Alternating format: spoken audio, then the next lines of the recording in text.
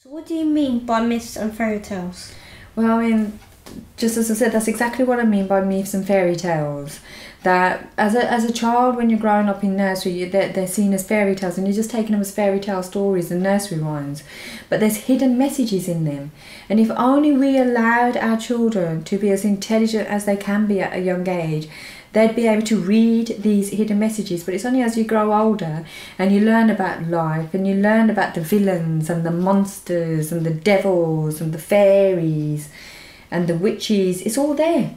It's all there around you every day. Yeah, and if we were to educate the children that that's what's meant, because whoever wrote these fairy tales and whoever created these myths actually had ocular proof from when they were doing it. And they were trying to teach a child from a very baby age about life, which they don't teach you at school. They don't teach you about life. They teach you about the basics to use English and maths and teach you about life. But these fairy tales and myths teach you about life.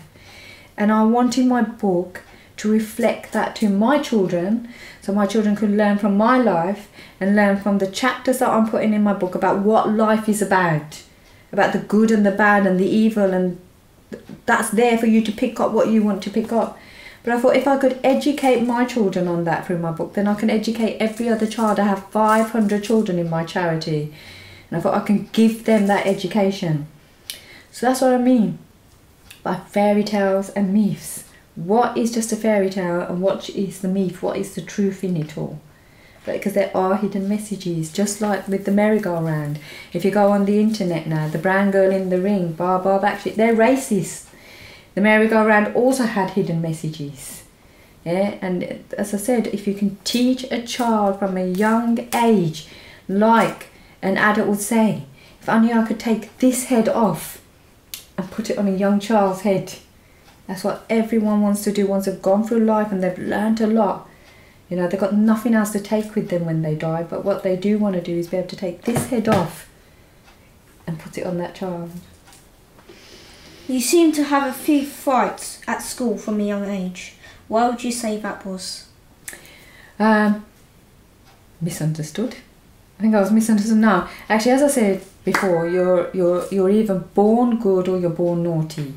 And I guess I was born naughty. For me, when I was doing these things, it was all right. I didn't see any wrong with it.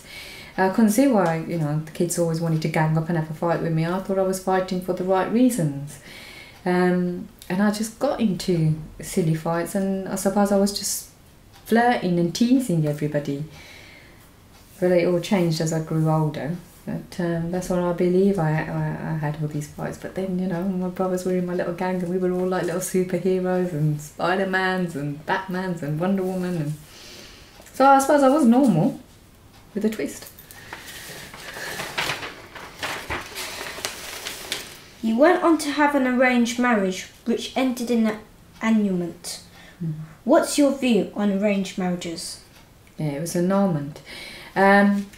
My view on arranged marriages is that it's not just an Asian cultural thing or in other cultures, because the royal family have been having arranged marriages for so many years ago.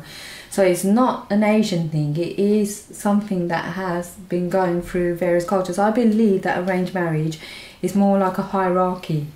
It's to keep the wealth where the wealth is and to keep the poor where the poor is. That's what I believe that the arranged marriages are in lots of ways. And I used to call it the pedigree chums. When you go out to go and pick yourself a partner, it's the pedigree chums. So you couldn't pick somebody who was a different colour from you. You couldn't pick somebody who's less richer than you. You had to pick somebody who was going to bring a big dowry with them. And so, but regards to arranged marriages, I actually don't have no objection to arranged marriages. I believe that if the girl wants it and the boy wants it and they're happy with each other, then I believe that that's great. Let's all go ahead with it. But I don't believe that anybody should be forced into an arranged marriage, because that then displays a whole different ball game. But I do believe that, obviously I'm 42 now, but I do believe that society has changed. It really has changed. And I think in my time, the biggest problem we had as children and Asian girls in my time was that we were brought into this English culture from our parents who were, you know, Asian, brought into this English culture. So you're going to pick up something because your best friend is white. Everything around you is white. You're going to the fish and chip shop instead of a curry house, you know, when you're growing up. So you're learning their tradition on a Friday, you have fish and chips. You know, your friends' names Julie and Anne and Bill and... No, I couldn't have a Bill. I could only have Julies and Anns. I wasn't allowed to have no Bills or Jacks. So because you're in this, and then from there you're coming home, and when you're coming home, they try to wrap you up in cotton wool. They try to look after you so much that you're this precious thing that they have to grow and then send off to another family. That what they don't realise is that somewhere along that line, you're losing it. And you're becoming confused as a child, you are. And that's why I believe that either you have to get married at a much older age, then you do know what you need and what you don't need. But if you're getting married at a younger age, I do believe that you need to be weaned into it, taught more about it and what it is, and not just thrown into these things. How do you think this affected your family? What, with my arranged marriage, I do believe that that's what you're talking about. Yeah, as you can see, my arranged marriage didn't work. As you said, my arranged marriage was annulled. I didn't want to get married. You know, my mum and dad were so beautiful. My house was beautiful. My brothers and sisters were beautiful. My sister had an arranged marriage. She was happy with it, whatever their complications were their own. Yeah, but she was quite happy to go ahead with it. But me, I was different. Just finished my art degree. My dad was buying houses and we were doing interior design, and I was loving it. I was going to buy my own house and conquer the world and travel, and I suppose I didn't even think about children, let alone arranged marriages. And when they said arranged marriage, I was like, I can't do that. You know, in my world it's all about learning about people and loving somebody who's going to be the same as you and go out there and conquer the world with you. So for me, the arranged marriage didn't work, and it did hurt me. And for my parents, the arranged marriage didn't work, and it really hurt them too.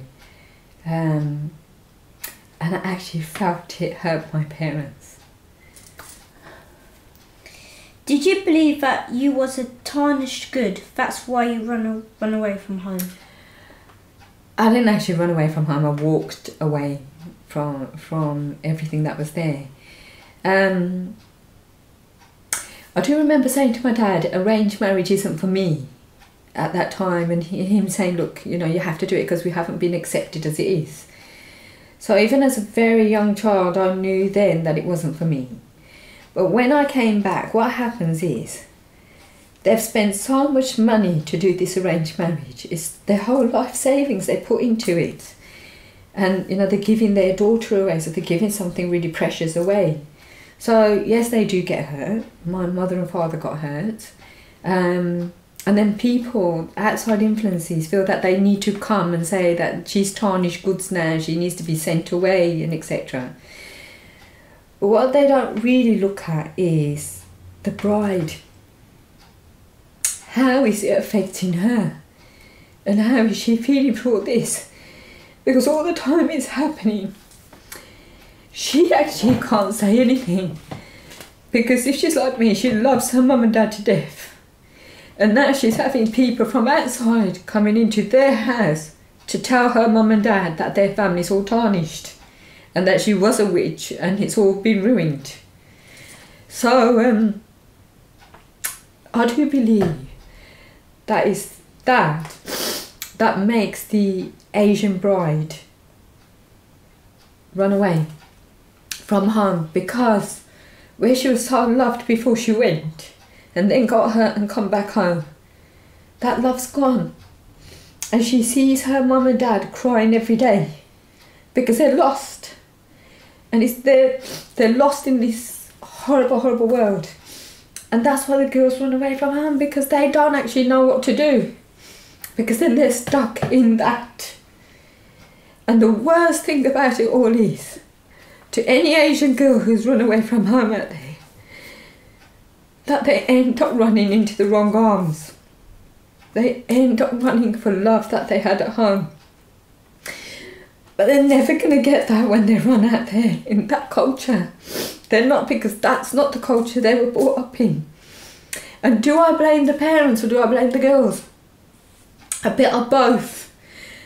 Because for me, if my parents hadn't loved me so much and kept me wrapped up in cotton wool, when I went out there in the big bad world, I wouldn't have got so hurt, because I would have already been wise to the big bad world that's out there.